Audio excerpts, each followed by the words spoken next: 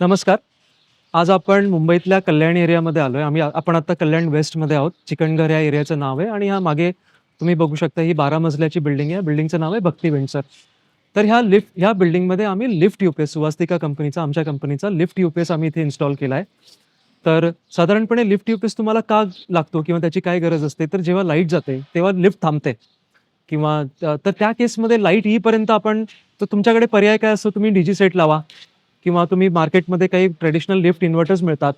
तर डीजी सेट लावा किंवा जे मार्केटमध्ये लिफ्ट इन्व्हर्टर्स मिळतात त्याच्यामध्ये सगळ्यात मोठं ड्रॉबॅक आहे, की तुमची लिफ्ट एक 10 सेकंदाकरता 10 ते 15 सेकंदाकरता थांबते.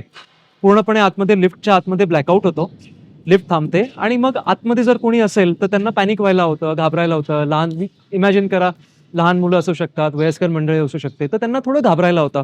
या बिल्डिंगमध्ये आम्ही त्याला 30 केव्हीएची सिस्टम लावली आहे आणि त्याच्यासोबत लिथियम बॅटरीने हा सेटअप आम्ही कंप्लीट केला आहे.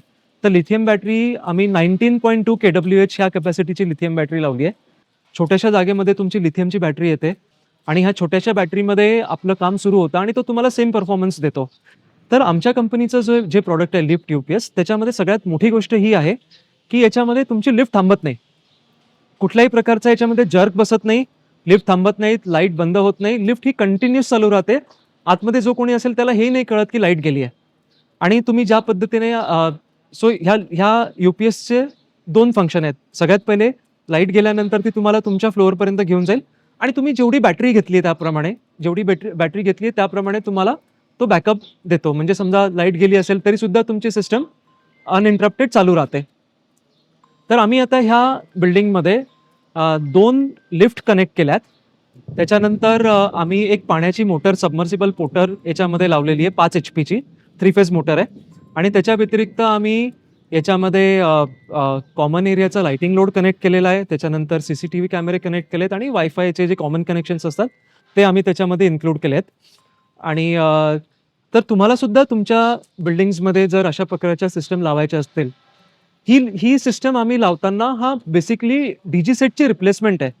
कारण आम्ही ह्या इथल्या बिल्डर्सला आम्ही जेव्हा फर्स्ट टाईम भेटलो, तेव्हा ते डीजी सेट लावण्याचा विचार करत होते. पण जेव्हा आम्ही त्यांना आमची सिस्टम प्रपोज केली, तर त्यांनी आमची सिस्टम लावल्यानंतर त्यांच्या असं लक्षात आलं, की हे डीजीचंच काम करते. तुम्हाला डिझेल जनरेटरची गरज नाहीये.